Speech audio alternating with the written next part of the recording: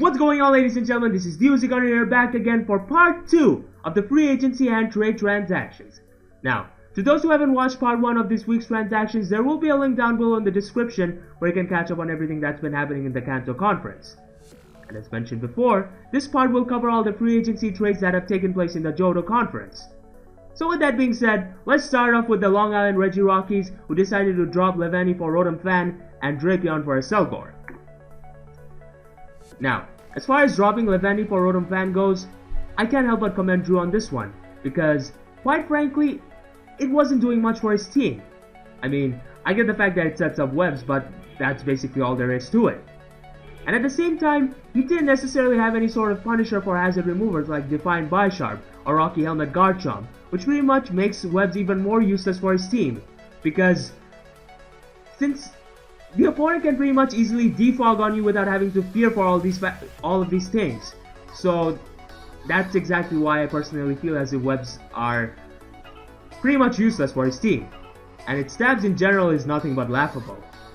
It has an okay speed, and that is if it's jolly. But if it is that, its attack flat out sucks. Heck, it sucks more than the booking recently in the WWE. Its squad weakness to flying and fire doesn't necessarily help it either, which is why he made the right choice by getting Rotom Fan for it. Because Rotom Fan actually does give him the liberty to run many things, like Trick Scarf, Burn with Will-O-Wisp, get Stab Hurricane, which we all know for a fact is the most reliable move in the game, and most importantly, the liberty to Volt Switch. And while it is also a well-known fact that Rotom Fan won't necessarily like switching in on rocks, at the end of the day, it's still a much more superior choice than Levani. Anytime, any day. And as far as Drapion for a Selgor, I feel as if it's the perfect definition of an opportunity cost for the Long Island Reggi Rockies. I mean, Drapion did manage to do a considerable amount of things, such as give his team access to Toxic Spikes, hit fairies hard with Poison Jab, and last but not least, a good Pursuit Trapper. A Selgor, though, also does a lot of things for his team, such as giving him a very fast Pokemon, which I feel as if his team lacked to a certain extent, a very good suicide lead that sets up spikes before, quoting Joey here, doing a hell of a lot. My god, that was the worst impression. With Final Gambit, and after seeing the amount of work it put in the UCL, you'd have to be brain dead to not consider it as a threat. So therefore, if I had to choose, I'd say that a Selgor does indeed do more for his team than Drapion, because I did talk to Drew on this one, and he said that as far as Dark Stab goes, Scratchy is considerably better, and as far as Fairy Killing goes, he does have Gengar in the end, which I can't help but agree with. And it's not like fairies do a huge number to his team too, because despite the fact that Gengar isn't built to take hits, he still does have a Digger's Wit that would slap your fairies off the face of the earth. So, all in all, a Selgor, despite the opportunity costs, is most definitely a better fit for his team than Drapion. Next up, we have the Milwaukee Saucebucks, who decided to drop Delphox for Cinccino. And truth be told, I actually think it's a much better fit for Steve's team than Delphox. Because when you have a much more superior Psychic type by the name of Mega Gardevoir, no, it's not my waifu, the question arises, what exactly are you gaining by having an abomination of a fox in your team?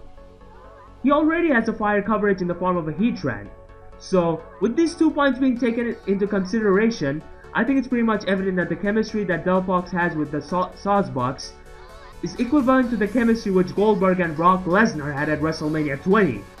And we all know how that turned out. Cinccino, on the other hand, is actually a lovely addition to Steve's team, because it provides very good speed for Steve's team, which he was lacking up to a certain extent, and the ability to break sashes and hit very hard with Tail Slap, Rock Blast, Bullet Seed, etc, and it can also act as a very good initiative with U-Turn, and be a very good partner for Rotom Wash. So all in all, Steve made a very good choice by dropping Delphox and picking up the squirrel version of the dirtiest player in the game, Ric Flair, Cinccino. Now, let's move on to the final set of transactions that were made in this week, and it was done by none other than George of the San Francisco Arcaniners, who decided to drop Togetic for Bronzong and Blaziken for Shiftry. So here's the thing. After doing a lot of thinking and even talking to the coach himself about these picks, I have come to the conclusion that it is indeed much more beneficial for his team. Because while Togetic's typing and having access to Eviolite does indeed give it scope to be a good wall and a defogger, here in the League format, it can actually be easily prepped for, especially since you know what it's going to be like. And that is as a Cleric, Defogger, Tri-Attack user, and Dazzling Gleamer. So since you pretty much know exactly what it's going to be like, it gives you scope to effectively plan for it. And while the same case can be applied to Bronzong here up to a certain extent, it still manages to do one thing for his team which George's squad itself is severely struggling against, and that is Bird Spam. Not only that, but it also gives him access to another Trick Room user which is actually very beneficial for his team, considering the fact that he has a Nidoqueen. And when you consider the possibility of facing Groudon in Trick Room, your only way of getting through this is accepting your own death. And while I will admit he is also stripping himself of a wall with Recovery, in the end, I'd have to lean towards Bronzong because I personally think it's a much more better choice for his team than Togetic. Now, on to dropping Blaziken for Shiftry.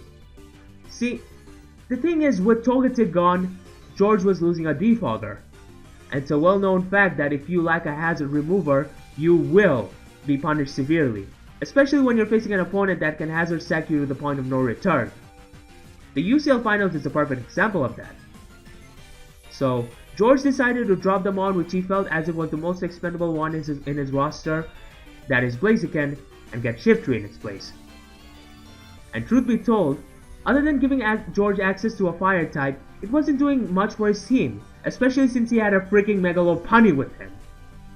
And obviously if it came down to using fire type moves, he still has Pokemon like Nidoqueen that can use Fire Blast, Megalopunny that can use Fire Punch, and obviously Choice Specs Technician HP Fire Scizor. So all in all, that made Blaziken's presence unnecessary. And by having Shiftry, George does get access to a Grass type and a Defogger, which covers up for the loss of Togetic, while also giving him good offensive synergy for his squad, not to mention be a very dangerous setup sweeper with Swords Dance, Sucker Punch, and Stab Knockoff. And if it came down to it, George could easily use Chlorophyll against Fizz's Charizard Y and proceed to put him on a stalemate here. So in closing, George most definitely made the right call here, and if anything his squad has become much more dangerous. So yeah, that's basically it for the Johto Conference, and with that comes to the end of week 2 of the free agency and trade transactions. So with that being said, thank you so much for watching guys. Once again, do let me know what you think of these trades in the comment section down below, and I'll see you all next time. Bye bye.